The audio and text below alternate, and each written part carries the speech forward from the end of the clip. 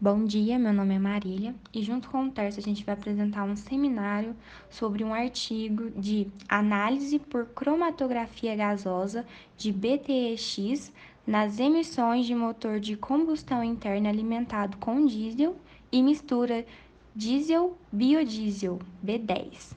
A disciplina é de técnicas de cromatografia aplicada ao meio ambiente, QCM 149, lecionada pelo professor Maurício Xavier Coutrinho.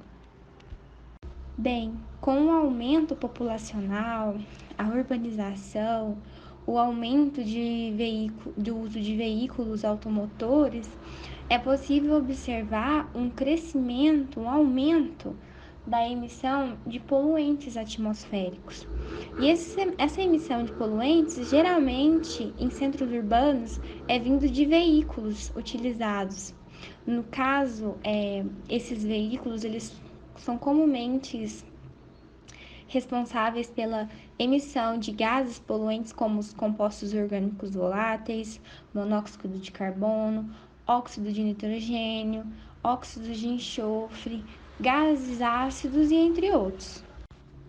A exposição das pessoas a esses gases poluentes pode aumentar a probabilidade de doenças como câncer ou outros problemas de saúde. Com base nos compostos que são liberados na utilização desses veículos, a gente pode salientar o BTX, que é benzeno, tolueno, etilbenzeno e xileno, que pode ou não serem considerados carcinogênicos, ter efeitos mutagênicos ou até mesmo neurotóxicos. Agora, tratando um pouco sobre o óleo diesel, ele é um combustível com uma composição complexa e é derivado do petróleo.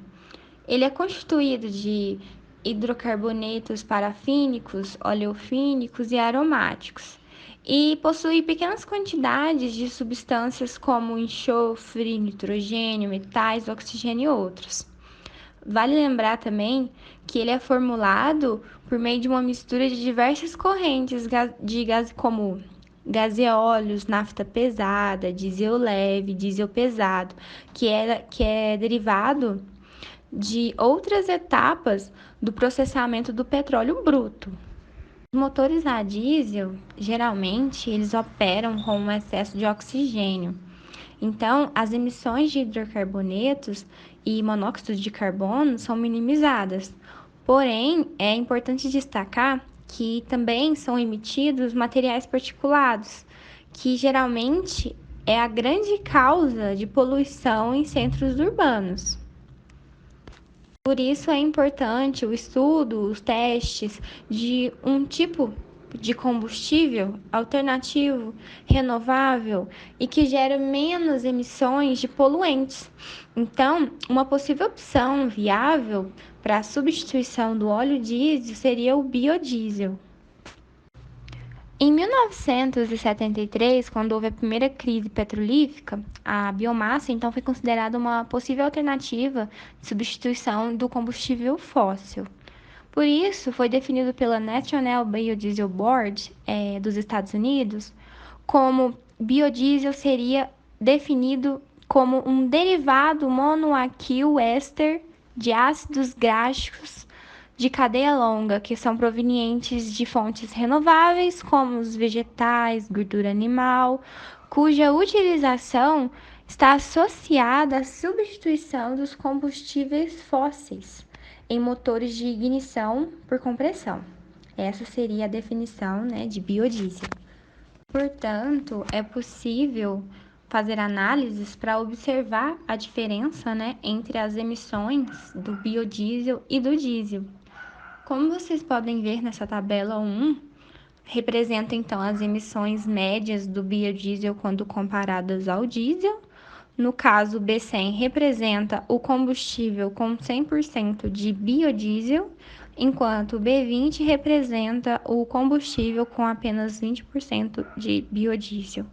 Então, é possível observar que, na maioria dos casos, o biodiesel, como mostrado nessa tabela, na maioria dos casos, representa uma menor emissão de poluentes quando comparada com o diesel. De maneira geral, a emissão de hidrocarbonetos provenientes do uso do biodiesel, do óleo de soja, é realmente inferior ao do diesel convencional. Por outro lado, acredita-se que a emissão de aldeídos pode ser de 5 a 10 vezes maiores no caso da combustão do biodiesel do que na combustão do diesel.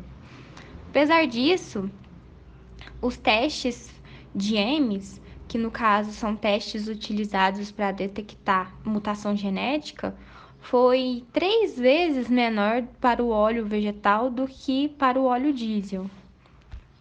Outro ponto importante a ser observado sobre a emissão de poluentes a partir do biodiesel é que o uso de biodiesel do óleo, proveniente do óleo de frituras, observou-se que houve um nível de emissão de hidrocarbonetos, monóxido de carbono, materiais particulados, que realmente foram inferiores ao do diesel. Por outro lado, houve então um aumento na liberação de gases nitrogenados do combustível quando comparado ao diesel. Para a produção do biodiesel, utiliza-se então uma reação de transesterificação de óleo vegetal com álcool primário, no caso, como vocês podem ver nessa equação, né, o triglicerídeo de ácido graxo mais o álcool para a formação do biodiesel.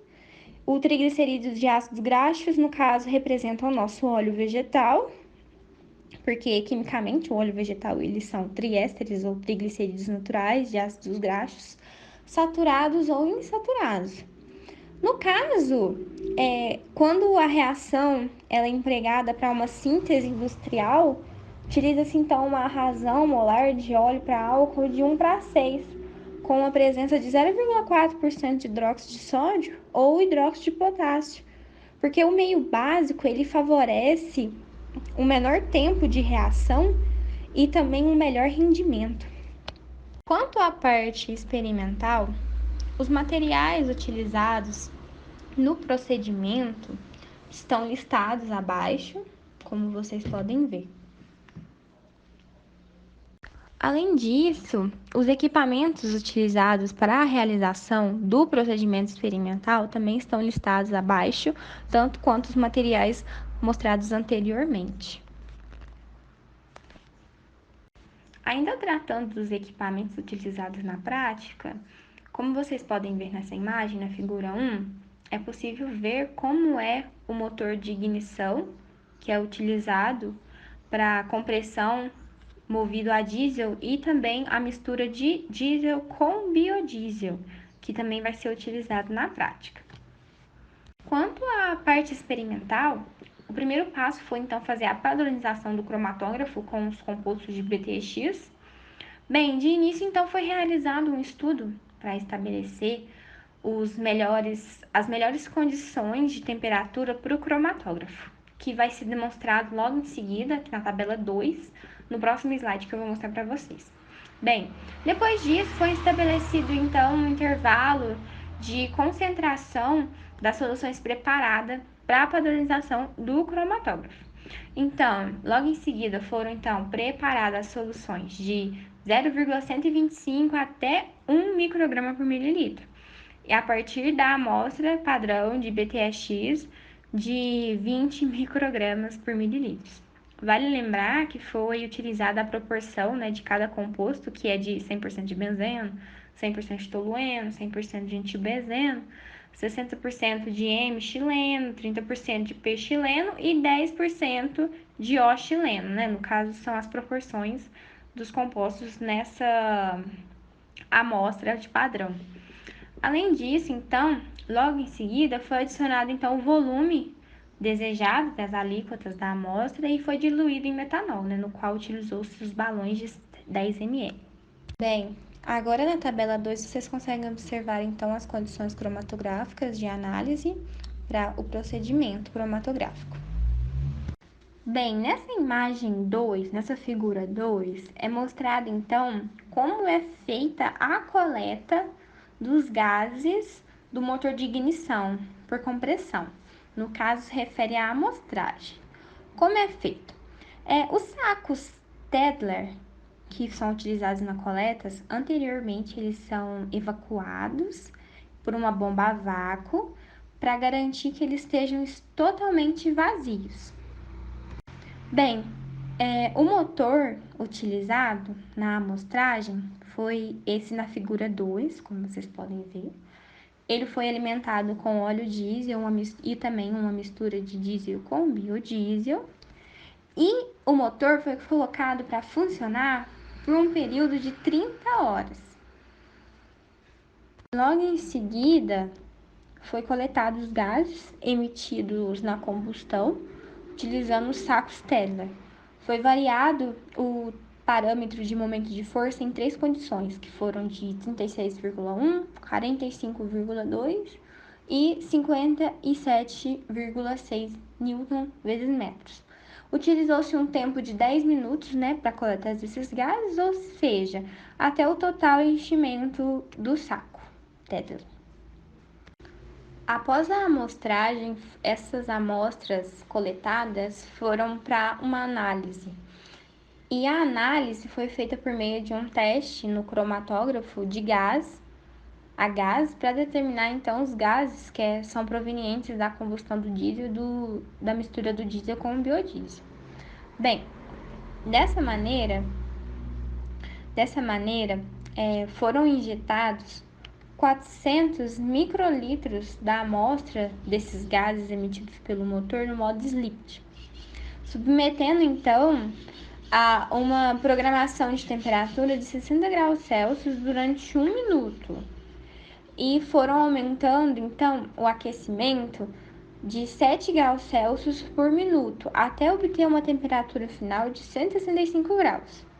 A amostra, então, ela foi analisada por meio de um cromatógrafo a gás de alta resolução, chamado GC17A, utilizando uma coluna de capilar DB5, equipado com um injetor na coluna e um detector por ionização de chama. E também ele foi analisado por um cromatógrafo Shimadzu GC-MS-QP5000. O detector de ionização em chama foi utilizado para detectar as substâncias que passam pela coluna cromatográfica. Ao chegar no queimador do detector, o efluente é misturado com hidrogênio e ar e entra em ignição eletricamente. Ao entrar em ignição, os compostos orgânicos geram íons e elétrons que conduzem a eletricidade. Utilizando um potencial de algumas centenas de volts na ponta do queimador e um coletor acima da chama gerada, a corrente resultante é medida. Essa corrente é amplificada e utilizada para a construção dos picos no cromatograma. Por fim, a área dos picos é calculada pelo software. Inicialmente, para a determinação do tempo de retenção e a construção das curvas de padronização, foram preparadas soluções de 0,125 até 1 micrograma por ml, a partir da amostra padrão de BTEX 20 micrograma por ml. Na tabela 3, temos os pontos, a concentração e o volume de amostra necessário para a construção de cada ponto. Esses pontos foram construídos da seguinte maneira. Primeiro foi feito o ponto número 1, no qual se adicionou 0,5 ml da solução de 20 micrograma por ml de BTEX e avolumou-se com metanol. Em seguida, os pontos 2, 3 e 4 foram feitos um em seguida do outro, ou seja, o ponto 2 foi feito a partir do ponto 1, o ponto 3 foi feito a partir do ponto 2 e o ponto 4 foi feito a partir do ponto 3. A partir da construção das curvas de calibração, observou-se que o intervalo escolhido possui uma excelente relação linear com o sinal analítico. Isso pode ser observado pelos valores de coeficiente de correlação linear próximos de 1, apresentados na tabela 5. Nessa tabela também são apresentados a equação linear e o intervalo de concentração. É importante ressaltar que, como foram analisadas 6 substâncias, são necessárias 6 curvas de calibração. Além disso, o cromatograma irá apresentar 6 picos diferentes e a ordem dos picos está relacionada com o tempo de retenção. Ou seja, as substâncias com maior tempo de retenção terão maior afinidade com a fase estacionária. Após isso, as amostras foram injetadas no cromatógrafo para a determinação do tempo de retenção e a área do pico para cada composto. Os valores obtidos em termos de média e desvio padrão na determinação do tempo de retenção de cada um dos compostos orgânicos voláteis, que eram benzeno, tolueno, etilbenzeno, o ortoxileno, o paraxileno e o metaxileno, são apresentados na tabela 4. A partir dos valores de desvio padrão, se observa que os tempos de retenção das substâncias nas diferentes concentrações foram próximos. Na tabela 6 e 7, nós temos os resultados obtidos na análise cromatográfica para a concentração das 6 diferentes substâncias presentes na amostra de diesel e biodiesel B10. Um dos parâmetros avaliados foi o momento de força do motor, utilizado para a combustão dos combustíveis. Comparando-se os resultados dos ensaios cromatográficos para o motor movido a diesel e biodiesel, nota-se que houve uma redução na concentração de benzeno e etilbenzeno nas emissões quando se utilizou o biodiesel. Isso indica que há um benefício ambiental em se adicionar 10% de biodiesel ao diesel convencional. É importante ressaltar que a redução de benzeno ela ficou entre 14,5% e 24,5%, comparando as três condições citadas. Isso é muito importante porque o benzeno é um agente cancerígeno e muito perigoso, e qualquer redução é benéfica. Observando as duas tabelas, nota-se que há um aumento na concentração de todas as substâncias quando se aumenta o momento de força. Isso porque, quando ocorre o aumento do momento de força, requer a injeção de mais combustível na câmara de combustão e, consequentemente, maior emissão de poluentes. Para o tolueno, observa-se que houve uma diminuição na concentração quando foi utilizado o biodiesel, nas condições de momento de força de 45,2 e 57,6 Nm. No caso do paraxileno, houve um aumento na concentração de emissão. Contudo, esse aumento ele pode ser considerado como dentro dos limites de confiança média. Entre os chilenos, somente o ortoxileno não foi detectado nas amostras de gases analisadas. Isso porque o ortoxileno é a espécie mais instável dentro dos chilenos. Contudo, para o metaxileno, a utilização do biodiesel apenas promoveu uma redução na emissão da substância quando se utilizou um motor no momento de força 36,1 Nm. Bom, nossas conclusões são: a partir dos testes feitos por cromatografia gasosa, notou-se que os resultados apresentaram uma boa linearidade para a metodologia empregada. Observou-se que a utilização do biodiesel no lugar do diesel convencional promove a redução das emissões de alguns gases prejudiciais ao meio ambiente e à saúde humana, em especial o benzeno e o etilbenzeno, que obtiveram uma redução média da concentração de até 24,5, e ambas são substâncias tóxicas e cancerígenas. Para o tolueno, houve uma redução quando os momentos de força foram 45,2 e 57,6 Nm. E para o metaxileno, a redução ocorreu somente na condição de 36,1 Nm. Essas reduções também são importantes, pois, mesmo que não sejam considerados carcinogênicos, o metaxileno e o tolueno são substâncias neurotóxicas e mutagênicas. Portanto, conclui-se que sim, a utilização do biodiesel B10 é benéfica tanto para o meio ambiente quanto para a saúde humana, pois diminui a emissão de gases poluentes que causarão problemas à saúde humana.